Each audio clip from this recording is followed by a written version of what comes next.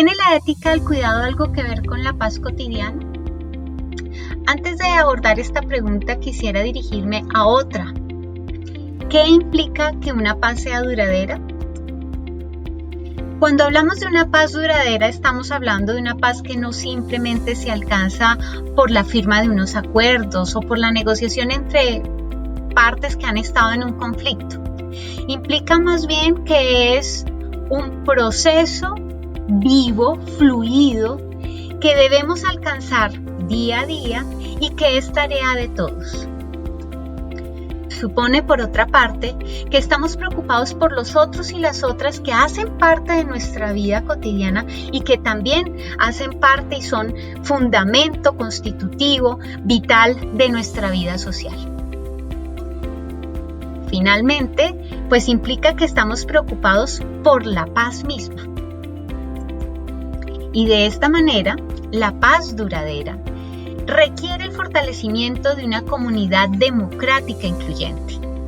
Que la paz es tarea de todos allí donde cada uno de nosotros lleva a cabo sus proyectos de vida, implica la cotidianidad.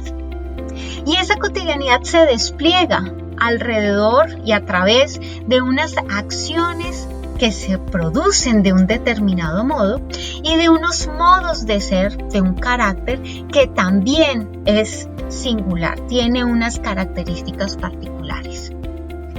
En términos de la paz duradera, de lo que se trata es de que en la cotidianidad podamos desplegar acciones y modos de ser pacíficos. Y eso, por lo menos así lo puede plantear la ética del cuidado, va a requerir que hagamos un cambio epistemológico. Un cambio de perspectiva que nos permita reexaminar nuestras concepciones acerca de quiénes somos los seres humanos y sobre lo que somos capaces de hacer y de ser.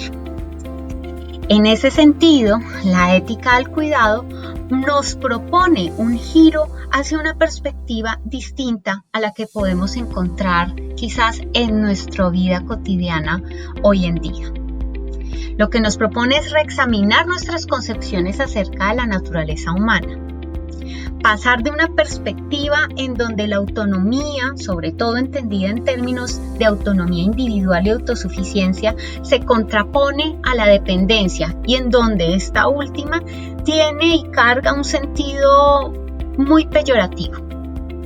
Y lo que más bien nos propone la ética del cuidado es que reconozcamos que la autonomía y la dependencia no están contrapuestas, sino que más bien debemos reconocernos y valorar la interdependencia humana. Y esto tiene relación también con una concepción del ser humano del ser humano, de los seres vivos y también de los objetos y de los ambientes y entornos que podemos construir como seres, objetos, entornos que son vulnerables y son vulnerables al daño, son vulnerables al menoscabo. En ese sentido, el cambio de perspectiva que supone adoptar una ética del cuidado nos exige también reubicar su lugar en nuestra vida. Y aquí quisiera hacer alusión a que el cuidado es algo que nos resulta muy familiar. El cuidado es algo que hemos experimentado todos en las distintas épocas de nuestra vida y de diversas maneras. Cuando venimos a este mundo, cuando nos han dado a luz, pues estamos en una situación de vulnerabilidad bastante aguda. Somos unos bebés y requerimos de muchos cuidados, de mucha atención por parte de quienes están alrededor de nosotros. Posiblemente en la medida en que nos hacemos adultos, en la que no tenemos enfermedades, en las que podemos tener un buen desarrollo físico y mental, pensamos que somos autosuficientes o que no requerimos el cuidado y nos basta simplemente con experimentar una enfermedad, con experimentar una pérdida para darnos cuenta que somos esos seres necesitados, somos esos seres vulnerables, somos unos seres expuestos al daño, a la pérdida, al menoscabo, que durante toda su vida van a requerir del cuidado.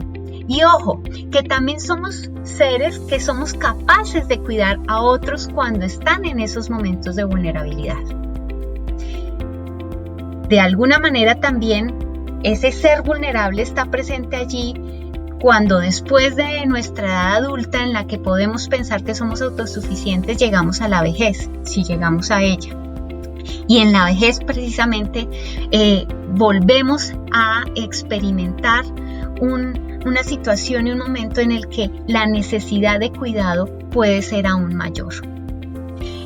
Esto supone, para la ética del cuidado, pasar o reubicar ese cuidado que es muy familiar, que se nos ha dado, pero que ha estado como en los márgenes de nuestras concepciones de lo que somos y de lo que podemos ser, de lo que es valioso, en precisamente esas afueras, esos lugares periféricos de nuestro reconocimiento. Y allí la ética del cuidado lo que invita, el cambio de perspectiva que implica es pasar el cuidado de ese sitio periférico a la centralidad. Y en esa medida reconocerlo como parte constitutiva de lo que somos, de lo que podemos hacer y de aquello que da lugar a nuestra vida en comunidad. Y en tercer lugar, este cambio epistemológico, este cambio de perspectiva que nos propone la ética del cuidado, apunta al examen de nuestras perspectivas actuales del cuidado. Precisamente como el cuidado está en este lugar marginal, en este lugar periférico en términos de su importancia, aunque es central para nuestras vidas individuales y sociales, podemos encontrar que hay concepciones de ese mismo cuidado que operan para perpetuar estructuras de poder asimétricas y desiguales en virtud del género, la clase y la raza, a través de las cuales se construye la otredad. Y en ese sentido es importante incorporar visiones mucho más informadas sobre el cuidado y en particular sobre los riesgos que implica cuidar mal, no reconocer el buen cuidado y las formas en las que podríamos, dándole centralidad al cuidado, practicarlo y vivirlo y reconocerlo de una manera adecuada. Y a eso le apunta la ética del cuidado. Que hace necesario entonces tratar de dar una definición de qué es el cuidado. Y aquí me gusta mucho aludir a la expresión en inglés que es quizás más abierta. Cuando decimos I don't care, me tienes sin cuidado, implica que no me importa, no solamente que no lo cuido, que no me preocupo de él, sino que no tengo ningún interés en aquello que precisamente no me suscita cuidado. Y en ese sentido podríamos entender el care, el cuidado, de una manera en la que hay un cierto tipo de compromiso. No solamente me interesa, sino que ese interés que me suscita el otro, la otra, un objeto, un entorno, es un interés que va más allá de mí mismo y que exige un cierto tipo de compromiso. Ese cierto tipo de compromiso está expresado en la acción que conlleva el cuidado y es una acción de un tipo muy especial.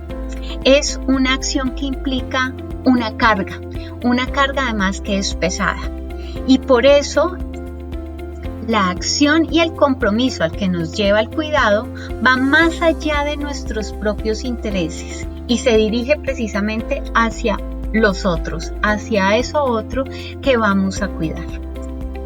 Y aquí quisiera entonces centrarme en una definición muy hermosa que nos da Tronto y Fisher acerca del cuidado.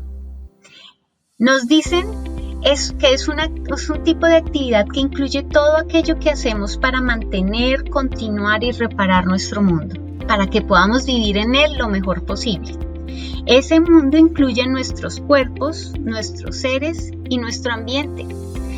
Todos los que buscamos entrelazar en una red compleja que sustenta la vida. Y a partir de esa definición quisiera señalar dos cosas. Uno, que no se limita a la interacción humana con otros seres vivos, sino que también incluye objetos e incluye entornos, ambientes. Y en segundo lugar, que no es diádico o individualista, no se reduce a la relación entre dos personas. Y por eso es que también tenemos que examinar en qué medida concebimos el cuidado. Tendemos a romantizarlo y a pensar que está referido a una relación, por ejemplo, la de madre e hijo, en donde hay un compromiso muy específico. Sin embargo, lo que nos da cuenta esta definición es que el cuidado no es simplemente una relación entre individuos, sino que funciona social y políticamente como una cultura. Ahora bien, podríamos empezar a hablar un poco de cuáles son los costos del no cuidado o cuáles son los costos de mantenerlo en el margen de las cosas que valoramos en nuestra convivencia cotidiana y en nuestra vida social. Uno de los principales costos del no cuidado, que es muy peligroso, que es muy amenazante para la consecución, para la vivencia del proceso de una paz duradera, es la destrucción de la confianza. Otro elemento que implica el no cuidado es la pérdida de la capacidad de amar y de empatía. Y aquí en la capacidad de amar es más bien entendiéndolo como la capacidad de relacionarnos con los otros en términos cordiales, en términos de poner a ese otro allí presente y de estar, digamos, de alguna manera restringiendo nuestros propios intereses como los únicos intereses que valen. Además, los costos del no cuidado implican una pérdida de la resistencia ante la injusticia.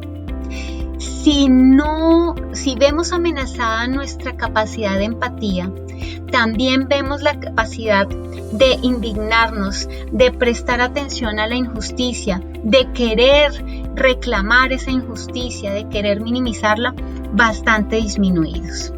Todo esto se constituye en lo que puede ser un daño moral, un daño a los otros, un daño a los objetos, un daño a los entornos que precisamente no cuentan con la confianza, con el reconocimiento, con la empatía de parte de nosotros. Y aquí quisiera señalar, digamos, 4 fases del cuidado muy rápidamente que tienen su correspondencia con la manera en la que el cuidado puede ser un cuidado ético y en la que se construye esta perspectiva de la ética del cuidado. La primera fase tiene que ver con el preocuparse por, y esto, ¿cómo ocurre? Ocurre a través de el poner atención. Aquí es importante que no simplemente entendamos la empatía como ponernos en el lugar del otro, porque allí corremos el riesgo de suplantar al otro, sino más bien a dejar que el otro hable, que el otro exprese las necesidades de cuidado que están demandando por parte de nosotros. Y eso exige una labor continua de atención, una labor cuidadosa de atención. La segunda fase del cuidado tiene que ver con el cuidar de, o responsabilizarse por, o ocuparnos de. Y aquí es donde está entrañada la acción de la que hablábamos anteriormente. El cuidado no es simplemente un modo de preocuparnos por los otros, sino es también un modo de actuar, de tomar responsabilidad por esos otros. En la tercera fase del cuidado está el dar cuidado. Y el dar cuidado puede implicar unos ciertos riesgos si no somos competentes para dar ese cuidado. Ser competente significa tener los recursos intelectuales, emocionales y materiales para poder brindar ese cuidado de la mejor manera.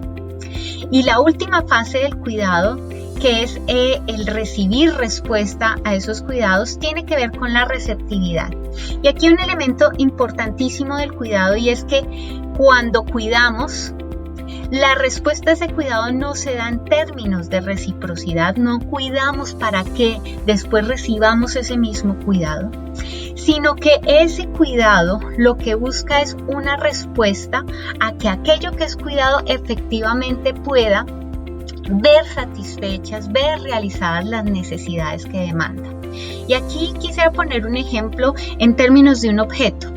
Cuando hablamos de un piano, cuando nos preocupamos por el piano, cuando vemos que el piano tiene unas ciertas necesidades de cuidado, de que hay que afinarlo cada cierto tiempo, cuando cuidamos de ese piano, cuando efectivamente le damos esos cuidados que requiere, lo afinamos y cuidamos de que no lo cubra la humedad, de que no se arriesgue a ninguna sustancia que lo pueda dañar, etc.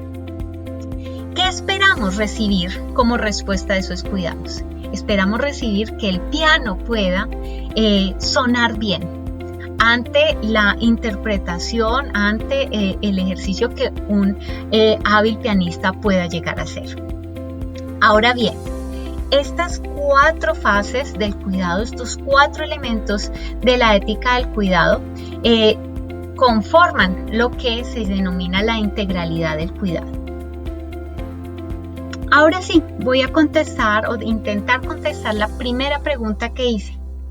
¿Qué tiene que ver la ética del cuidado con la paz cotidiana? Y aquí podríamos pensar en 2 preguntas. La primera, ¿qué implica cuidar a los otros en un ambiente de paz? ¿Qué implica cuidar a los otros y a las otras cuando hablamos de un proceso de paz duradera? Y en segundo lugar, recuerden que el cuidado no solamente es hacia seres vivos, sino también hacia los entornos que construimos. ¿Qué implica cuidar un ambiente de paz duradera? Y esto significa que reconozcamos que los otros, las otras, pero que también ese ambiente de paz, ese entorno de paz cotidiana, ese entorno de paz duradera, somos vulnerables. Los otros y las otras están expuestos a daños, a riesgos, son vulnerables y requieren cuidado, y la paz es también vulnerable, requiere de un cierto cuidado de nosotros. Para que la paz, que es vulnerable, que requiere un trabajo constante por parte de todos, pueda ser cuidada, necesitamos que los ciudadanos y las ciudadanas puedan ser agentes y garantes de ese ambiente de paz. Y entonces supone también un cuidado de los otros, un cuidado de nuestros conciudadanos. Que podamos ser capaces de vivir con otros, actuar pacíficamente con otros y desarrollar unos modos de ser que también sean pacíficos.